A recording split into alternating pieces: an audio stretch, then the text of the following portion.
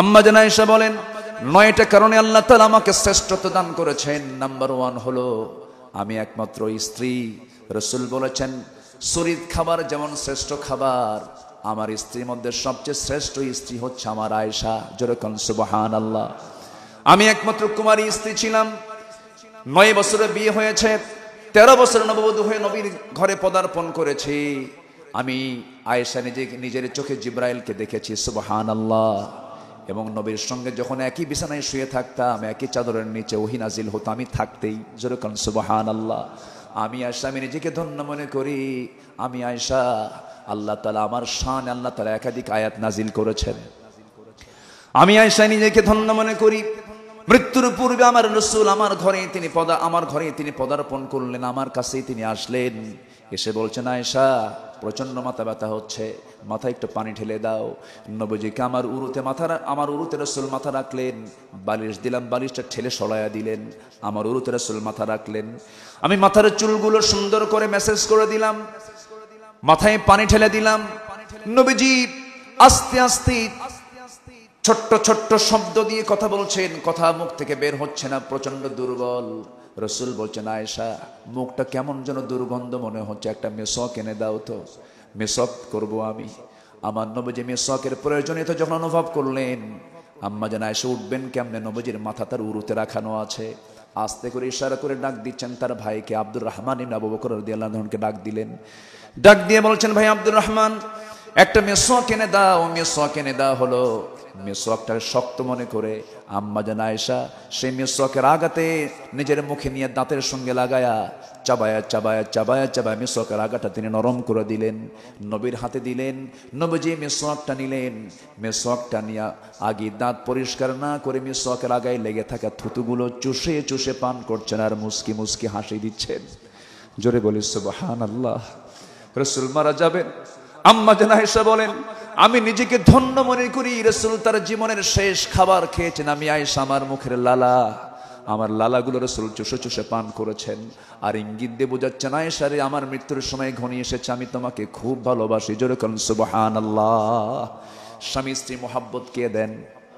আসতে বলবেন না, কে দেন? এই মোহাব্বত অন্য জায়গায় খুঁজে পাওয়া যাবে না। এই মোহাব্বতের রহমতও আছে, ভালোবাসাও আছে। আর যে সমস্ত বহির্ভূত যে সম্পর্ক, এখানে মোহাব্বত থাকতে পারে কিন্তু কোনো রহমত মাওয়াদ্দাত ওয়া রাহমা। নবীজি দুনিয়া থেকে বিদায় নেবেন, বিদায় নেওয়ার প্রাক্কালে এবার বলছেন, আয়েশা দেখো তোমার কলিজার টুকরা মেয়েটা কোথায়? ফাতিমা রাদিয়াল্লাহু তাআলা আনহা দরজা খুললেন, নবীর সামনে চলে আসলেন। নবীর সামনে আসা মাত্রই হাউমাউ করে কেঁদে ফেলছেন। রাসূল বলছেন, ফাতিমা তুই কান্দিস না রে, আমার কাছে আয়। পাশে বসায়া দিয়া কানের মধ্যে মুখ ঢুকায়া দিয়ে আস্তে আস্তে করে বলছেন, ফাতিমা আমি কিছুক্ষণের মধ্যে দুনিয়া থেকে বিদায় নিয়ে নেব, মালাকুল মউত হাজির হয়ে যাচ্ছে, অর্ডার হয়ে গেছে। তবে ফাতিমা কেঁদো না, আমি দুনিয়া থেকে বিদায় নেওয়ার পর তুমিও দুনিয়া থেকে বিদায় নেবে। কবরের জিন্দেগিতে আলেমে বারজাখে তোমার সঙ্গে আমার প্রথম সাক্ষাৎটা হয়ে যাবে। ফাতিমা রাদিয়াল্লাহু আনহার কান্না থেমে গেল। মৃত্যুর কথা শুনলে ইমানদারের কান্না থেমে যায়। আল্লাহু আকবার।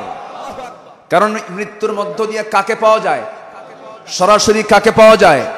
সরাসরি কাকে দেখা যাবে? আল্লাহকে দেখা যাবে। ফাতিমার কান্না বন্ধ হয়ে গেছে। আমার নবী এবার দুনিয়া থেকে বিদায় নেবেন। আম্মা জান আয়েশা বলেন আমি নিজেকে ধন্য মনে করি। রাসূল এবার আমার সঙ্গে কিছু কথা বলা শুরু করে দিলেন।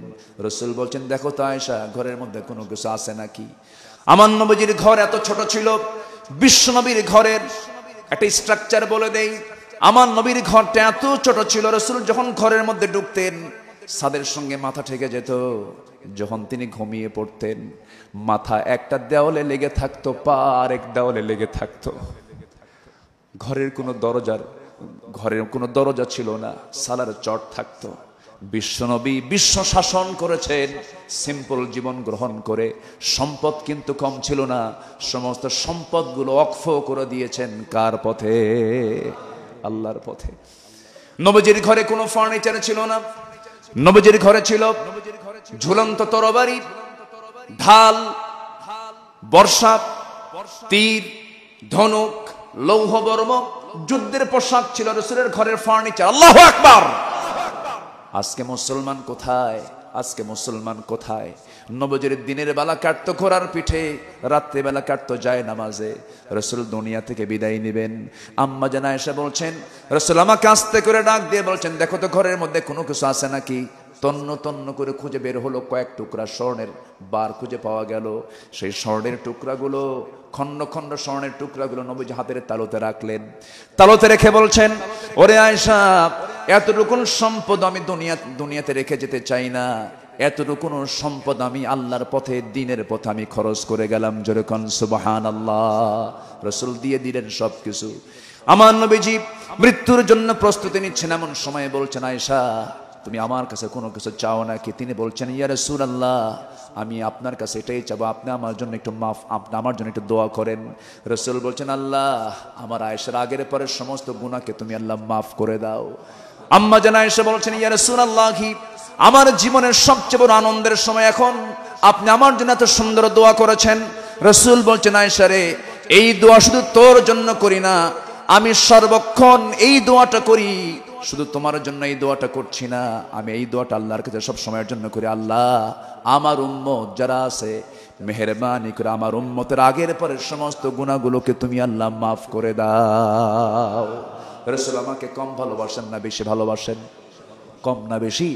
বেশি ভালোবাসেন। নবীজি এবার মারা যাবেন। আম্মা জান আয়েশাকে ডাক দিয়ে বলছেন, আয়েশা দুনিয়া থেকে তো আমি বিদায় নিয়ে নেব, একটু দেখো তো। ও আয়েশা, আমি তো মারা যাচ্ছি, আমি তো দুনিয়া থেকে বিদায় নিয়ে নেব, আমার উম্মতের জন্য একটা মেসেজ আমি তোমাকে দিতে চাই। ইতিমধ্যে বেলাল বিন রাবাহ আযান দিয়ে ফেলেছেন। আযান শোনার সঙ্গে সঙ্গে নবীজির আলাদা একটা শক্তি জন্ম নিল। একাই তিনি উঠে দাঁড়ানোর চেষ্টা করলেন, পারলেন না, মাথা চক্কর মেরে পড়ে গেলেন। এবার আম্মা জান আয়েশা বলছেন, ইয়া রাসূলুল্লাহ, আপনি তো পারবেন না, আপনি একা মনে হয় জামাতে নামাজ পড়তে পারবেন না। রাসূল বলছেন, মনে হয় আমি জামাতে নামাজ পড়তে পারবো না, আমার মুসাল্লায় কে দাঁড়াবে, কে দাঁড়াবে? আয়েশা, আমার মনে হচ্ছে আমি আমার আবু বকরকে আমার মুসাল্লায় দাঁড় হতে বলবো। যাও আমার আবু বকরকে বলো সেজন্য আমার মুসাল্লায় দাঁড়ায় নামাজের দায়িত্ব পালন করে। জোরে কোন সুবহানাল্লাহ। আমার নবীজি অর্ডার দিয়ে দিলেন। আজান হয়ে গেল। ইমামটা নতুন ইমাম যখন বলেছেন আল্লাহু আকবার, সাহাবা একরাম হাউমাউ করে কান্দে। ইমাম তো চেঞ্জ হয়ে গেছে, সাহাবা একরামের কান্না থামে না। সাহাবা একরামের কান্না শুনি নবীজি হুজরা থেকে বারবার বলছেন, আয়েশা আমাকে জানালার কাছে নিয়ে যাও, ওই জায়গায় আমাকে দাঁড় করায় দাও, আমি একটু দেখবো আমার সাহাবীদের নামাজটা কেমন। সাহাবীরা নামাজ পড়তেছে, নবীজির চোখ দিয়ে টপ টপ করে পানি পড়তেছে। আমার নবীজির চোখের পানিগুলো আম্মা জান আয়েশা হাত দিয়ে মুছে মুছে দেন আর বলেন, হুজুর আপনি কাঁদেন কেন? তারা তো নামাজ পড়ে। রাসূল বলছেন, আয়েশা তুমি কি জানো এই নামাজ কায়েমের জন্য আমাকে উহুদের ময়দানে দাঁত ভাঙতে হয়েছে? এই নামাজ কায়েমের জন্য আমাকে কত ত্যাগ স্বীকার করতে হয়েছে। খাব্বাবকে মেরে মেরে পিঠ ঝাঁঝরা করে দিয়েছে, খুবাইবকে শহীদ করে দিয়েছে, আমার চাচা আমির হামজার গোটা দেহটা টুকরো টুকরো করেছে, কান কেটে নিয়েছে, নাক তুলে নিয়েছে, বুকের কলিজা টেনে চেপে চেপে প্রতিশোধ নিয়েছে। সেই নামাজ আজকে রাষ্ট্রীয় পর্যায়ে কায়েম হয়ে যায়, সেই জন্য আমি কাঁদি। এই কথা বলে রাসূলকে আবার শোয়া দিলেন। এবার বলছেন, আয়েশা আমি দুনিয়া থেকে তো বিদায় নিয়ে নেব, আমি তোমাকে একটা লাস্ট মেসেজ দিয়ে দেই, আমার উম্মতের জন্য, আমি উম্মতের জন্য সুপারিশ করব। আয়েশা আমার উম্মতকে বলে দিন, আমার উম্মতরা যেন কখনো 5 ওয়াক্ত নামাজ যেন না ছেড়ে দেয়। জোরে বলি সুবহানাল্লাহ। নবীজির শেষ স্মরণ কাকে নিয়া? বলেন কাকে নিয়া? নবীজির শেষ স্মরণ আমাকে নিয়া। নবীজি সারা জীবন চিন্তা করেছেন আমাকে আপনাকে নিয়া। নবীজি কবরে শুয়ে আছেন, আমাকে আপনাকে নিয়ে চিন্তা করছেন। হাসরের ময়দানে সবাই বলবেন নাফসি নাফসি, আমি আমি আমি আমি, কিন্তু হাসরের ময়দানে একজন ব্যক্তি শুধু বলবেন উম্মতি উম্মতি, মুহাম্মদ সাল্লাল্লাহু আলাইহি ওয়াসাল্লাম।